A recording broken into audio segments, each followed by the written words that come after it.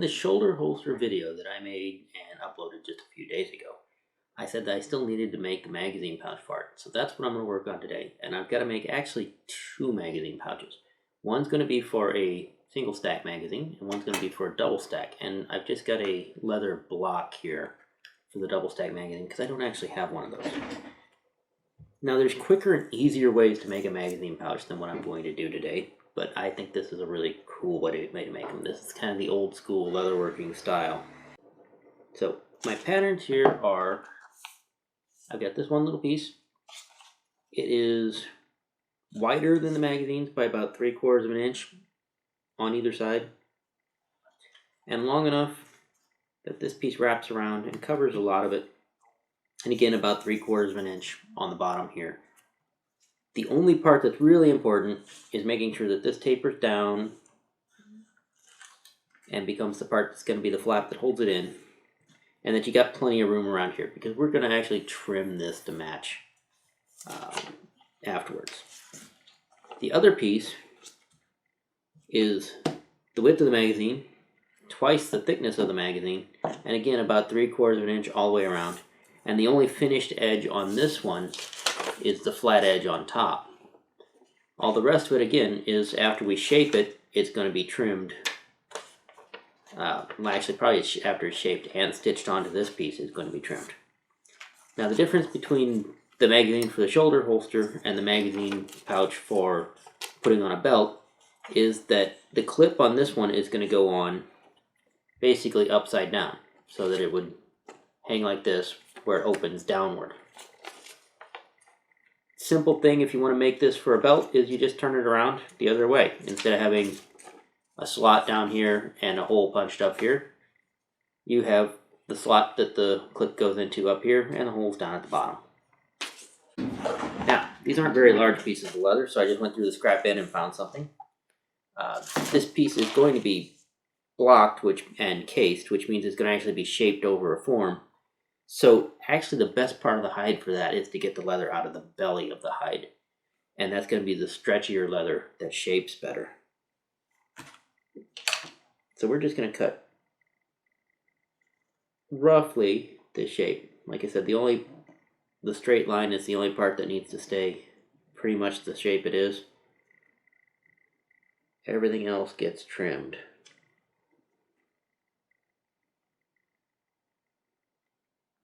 This is very similar to how I make, I've got a video up for what I call a cell phone holster. That's also a blocked case.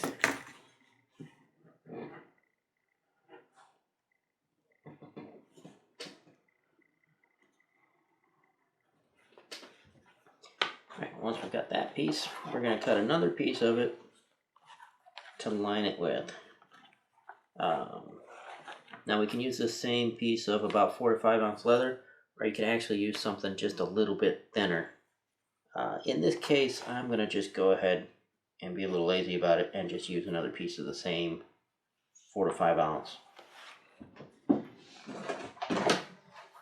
That piece is from a stiffer part of the hide, probably up near the rump of it, that I'm going to use for my back piece here. This one needs to be a bit more precise, but not a whole lot.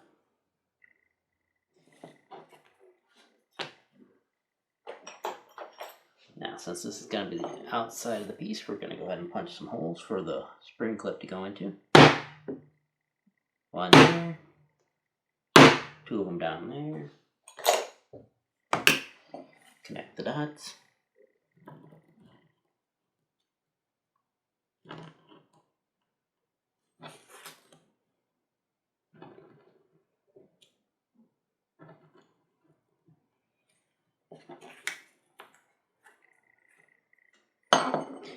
And that's where our spring clip will fit in. Now one more piece of leather to line that. And again, for lining pieces, rough cut them, and then attach them to your piece that can be your finished piece before you trim them off. We're going to shape this piece. But first we have to glue it together, trim it, and wet it down.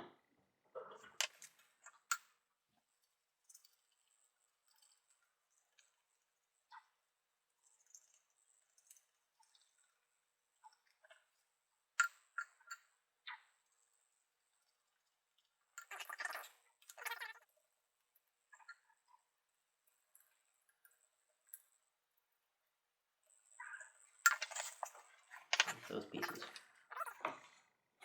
We'll glue these pieces after we've got them dyed black. But we want to shape these pieces before we dye them. We'll give those two a minute or two to get to know each other, and then we'll come back and trim them up.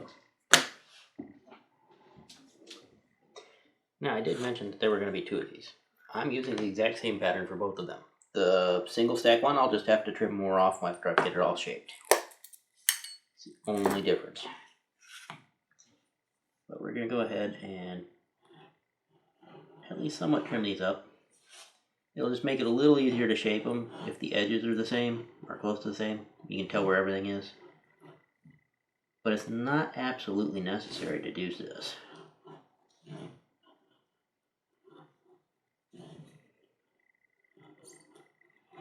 This is more of just making them a little neater for the sake of what's left of my sanity. The only thing that really matters is this top edge, that it's straight and flat and smooth.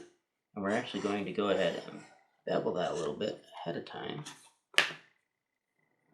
because it'll be harder to do later. Now, you can just take a sponge and wet these down and get them wet enough to mostly do this, but I'm going to actually go toss them in and let them soak for a few minutes, toss them into a tub of water. And then these are thoroughly wet now. Gonna go ahead and hit them with the slicker just a bit along the edges. Then we got our block. In this case, we'll start with the double stack magazine leather block. And I've got a line marked onto it about where I want this to go up to. And so we're just going to line up to that and start trying to squish it down. And it's going to wrinkle up a bit. You're going to have some strange shapes show up. And you're going to have to kind of work with it some. But I've got a little piece of horn tool here that's it's actually called a horn folder.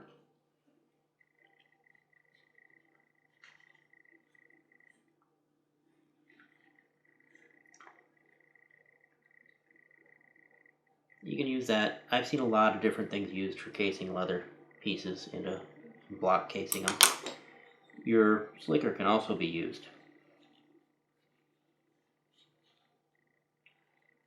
I've even seen people use kitchen spoons for this. There's our double stack magazine. That's pretty good. We'll go ahead after this has had a chance to dry and mark where our stitch line is going to be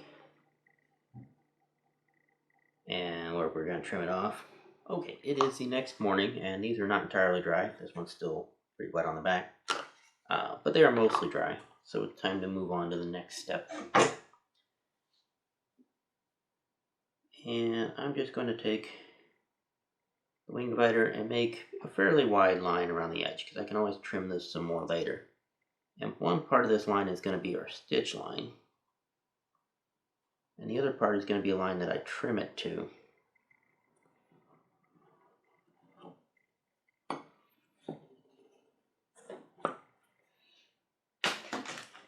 Alright, and that'll make it easier when we go to put this together to line it up onto these pieces. As you can see, it's not an exact fit even on that. These are extra wide too. So that's all going to get trimmed again after it's all put together. Those pieces are pretty much ready for dye. I'll probably, if I was thinking ahead, I would have put a snap in them already before I put the layers together. But it doesn't matter, the snap can go through onto the back side of a magazine pouch. So we'll just go ahead and do that later. And it would have been hard to get it centered and lined up perfect if we had the snap in there already. Liner glued in. Then it's time to dye it, finish it, put the clips in before we put glue the pieces on. And then it's stitching and trimming and finishing edges. We'll be on our way. And just like with the shoulder holster, these pieces are going to be a nice boring shade of black.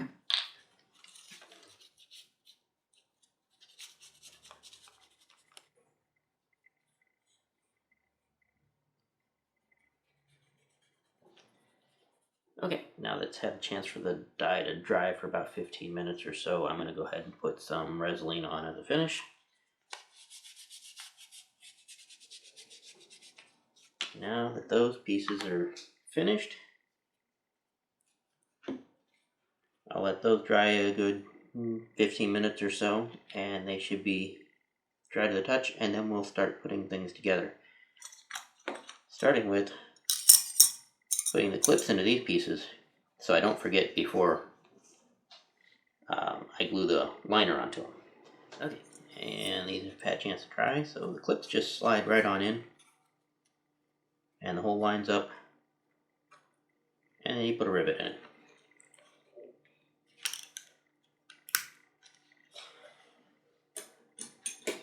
You use black rivets, you can use silver rivets with or nickel rivets with the silver clips here. Either way, I'm using black ones because that's what I've got more of at the moment. And then it's time to go ahead and glue these pieces to their lining pieces. Now again, most magazine pouches I've seen are not lined. This is just something I do as sort of an extra. I think it makes it better, especially with the clip not rubbing against the magazine. But it's not that important to do. It just makes a nicer finished product.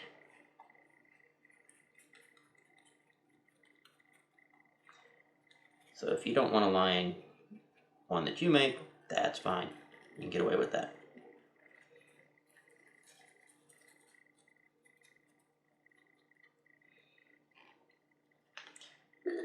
Matter of fact, most of them made by manufacturers are single layer.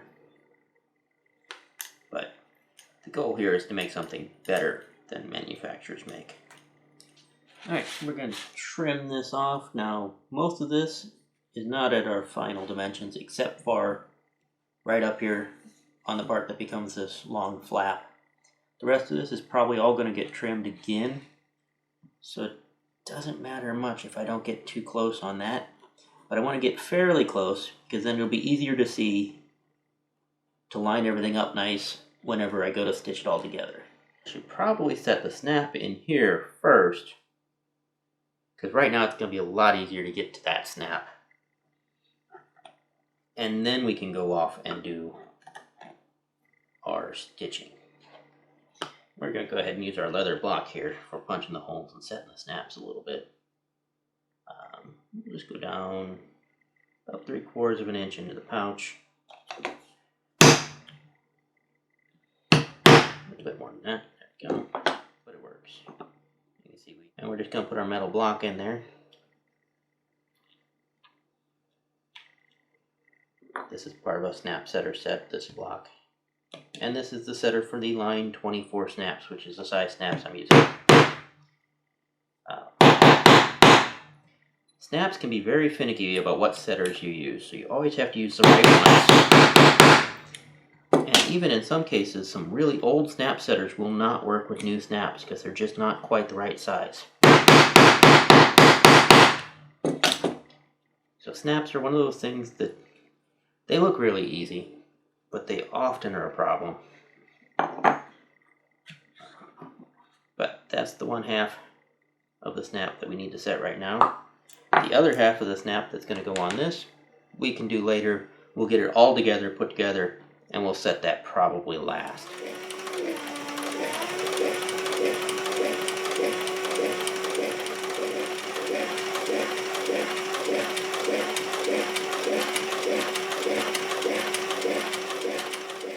Alright, now it's all stitched up. We've got to trim it, bevel the edges,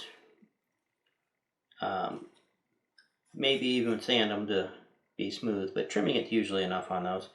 And then we can finish the edges up and we'll pretty much be done with this. We just got to set our snap where it's going to go after all the edges are done. Trimming it is easiest that I've found with just using another cutting board. Because this clip is on the back, it won't lay flat on just one, so you gotta stick it over something that's about the right thickness, about 3/8 of an inch or so. And then you can lay it flat enough to be able to cut through it.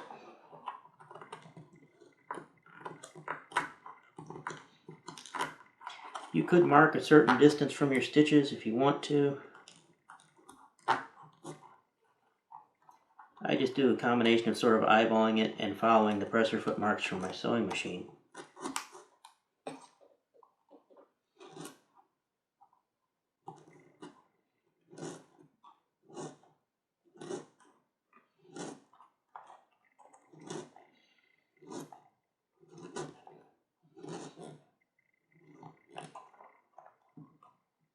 The same way.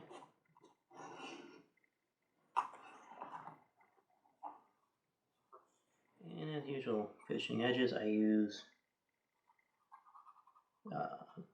whatever color dye seems appropriate at the time, and then I go back over with gum tragacanth.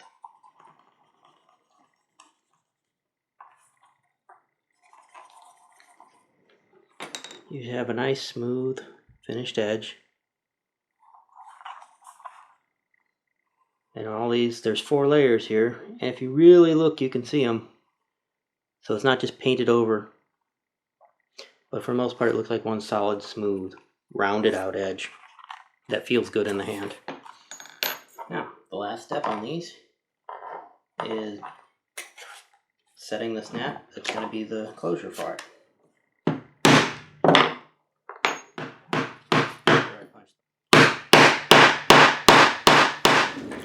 Okay, so these are pretty plain magazine pouches, except for the fact that I went through all the trouble of doing the extras of lining them, lining the back pieces, things that manufacturers don't always do. And of course finishing up the edges real nice. And as I said several times already, the clip is on this so that it will go on the magazine pouch pocket that I made on the shoulder holster that I have been working on. And that just pops right on in and clips down into place. And then will stay on that shoulder holster, just like that. 2 block case style magazine pouches. So, if you found this video useful or informative or even just entertaining, please be sure to like the video or even subscribe to the channel, because that'll help other people find this video as well. And if you did like the video, you can always go check out the rest of the channel. There's some other ones up there, more leatherworking, holsters, some blacksmithing, knife making, just whatever happens to come up. And as always, thank you for watching.